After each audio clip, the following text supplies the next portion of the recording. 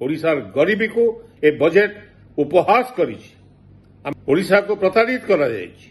ओडिशा गरीबी रे देश रे 1 नंबर, अनग्रसरता रे आमे 1 नंबर, मुंड पिछा आरे आमे सबुठु तळे देश रे, कृषि उत्पादन रे मध्य आमे बहु पछार रहिछु।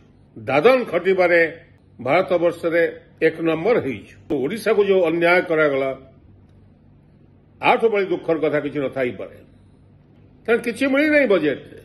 ओडिशा को केवल लूट करा जाउछि।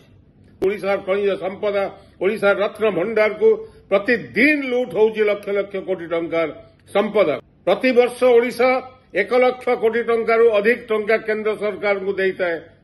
केवल रेलवे वर्ष को 40,000 कोटी रु अधिक टंका लाभ दिया इंडियन रेलवे को। खनि खदान को हिसाब कले लक्षाधिक कोटी टंकारु अधिक केंद्र सरकार नियंती एवं ओडिशा को ध्वंस करांती ओडिशार माइनिंग ऑपरेशन रे। आगामी दिन में लोके आर जवाब देवे। आज केंद्रीय बजेट उपस्थापित होइछि। केंद्रीय बजेट को ध्यान सह देखुली, आशा करुली जे ओडिशा न्याय पाइब बोली केंद्रीय बजेट रे। बजेट देखला परे सुनिला परे प्रत्येक ओडिशावासी आज दुखित, मर्माहत एवं हताश होइछन्ति। ओडिशा को प्रताड़ित करा जायछि। अन्य राज्य को साहाय्य दिया जाऊ, कहारी आपत्ति नहीं, किंतु प्राथमिकता होउछि ओडिशा प्रथमे विचार को निया जावा उचित। केवल एई दृष्टि नुहे जे बीजेपी बहु संख्यार लोके बीजेपी को भोट देइछन्ति बोली, किंतु ओडिशार वस्तुस्थिति संपर्क में जदि आलोचना करा जाए, ओडिशा गरीबी रे देश रे 1 नंबर, अनग्रसरता रे आमे 1 नंबर, मुंड पिछा आरे आमे सबुठु तळे देश रे, कृषि उत्पादन रे मध्य आमे बहु पछार रहिछु। दादन खटिबारे आमे भारत वर्ष रे 1 नंबर हेइछु। ओडिशार गरीबी को ए बजेट उपहास करिछि। आमे आशा करूथलु जे डबल इंजिन सरकार दिल्ली रे एवं राज्य रे ओडिशावासींकर मौलिक समस्या उपरे किछि व्यवस्था करिवे बोली बजेट रे।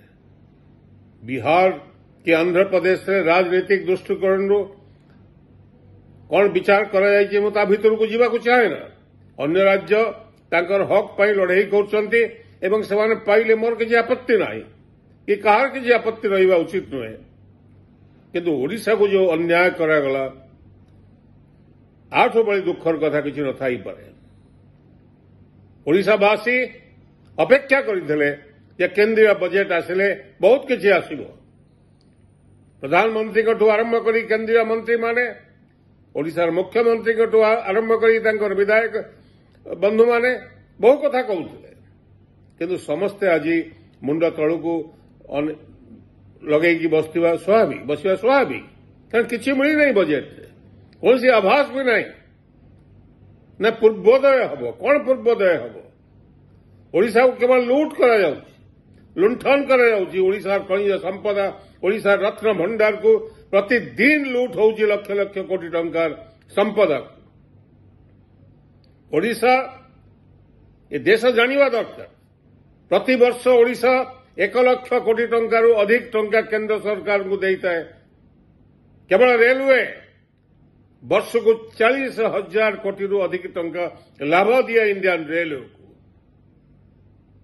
खनि खदान को हिसाब कले लक्षाधिक कोटी टंकारु अधिक केंद्र सरकार नियंती एवं ओडिशा को ध्वंस करांती ओडिशार माइनिंग ऑपरेशन रे। ता सत्ते ए जो अविचार आगामी दिन में लोके आर जवाब देवे। लोके जो अन्याय है एवं ओडिशा को जो बड़ी भाव व्यवहार करागला ता विरुद्ध प्रतिवाद स्वर आगामी दिन में ओडिशावासी आहरी तीक्ष्ण हम एथरे कौन सन्देह ना। आशा करे ओडिशार प्रत्येक युवक छात्र, साधारण मनीष, इंटेलिजेंसिया ए संपर्क में मत दृढ़ भाव ए अन्याय प्रतिवाद करने आगे आसवे। धन्यवाद, नमस्कार।